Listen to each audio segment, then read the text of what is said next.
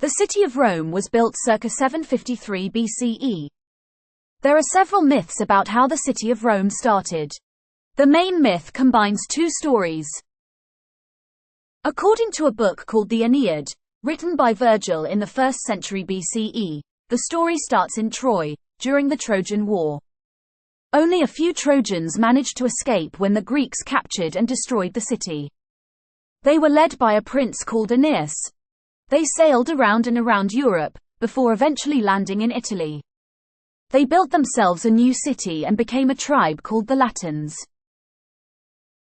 The story continues hundreds of years later, when a Latin king called Numitor had a daughter who gave birth to twin boys. In some versions of the story, the king hears a prophecy where the boys will grow up to kill him, and so he orders the babies executed. In another version, Numitor's brother takes over the throne, and is worried the boys will grow up to challenge him, so wants them killed. Either way, the boys, Romulus and Remus, are put in a basket and left by the banks of the river Tiber, to drown when the river floods. Instead of drowning, they float down the river until they are found by a she-wolf.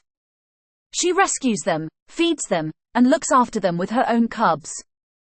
They are later found by a shepherd, who takes them home, and raises them with his wife.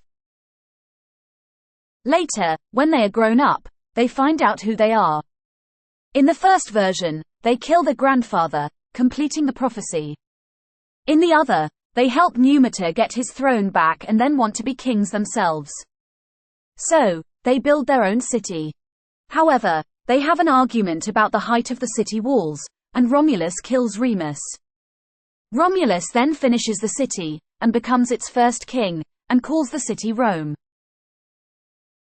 Italy was just like ancient Greece, made up of lots of different city-states, each run by different tribes, as you can see on the map.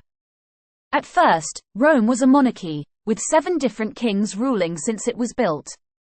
However, the last king Tarquin, an Etruscan, was a terrible ruler, and the people of Rome rebelled against him. They decided that Rome would be better as a republic. Over the following years, the Romans conquered more and more land, mostly in Italy, and by 265 BCE, they were the most powerful tribe in Italy. They fought with the Greeks, Gauls and Carthaginians, eventually conquering them all. The new republic was ruled by the Senate. 2 senators would be elected each year to rule Rome, and its lands, as consuls. The idea was that no consul could collect too much power in just 1 year. Below is an explanation of the hierarchy of roles in the republic.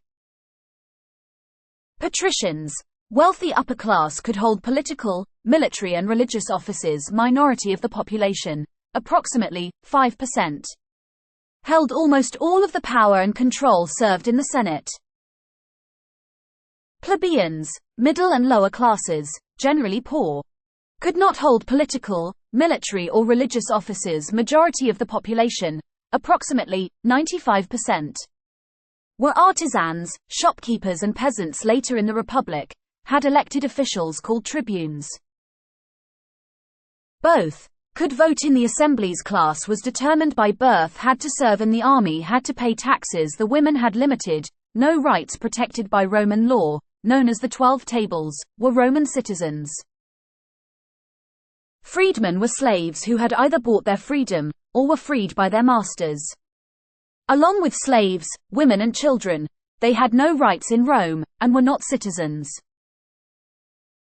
Unfortunately, some patricians wanted more power. A triumvirate of important men, Pompey, Crassus and Julius Caesar, tried to take over the country.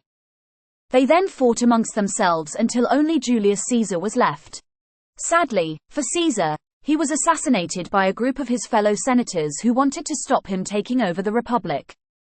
This led to years of civil war, until Caesar's adopted son brought peace to the land and became Rome's first emperor.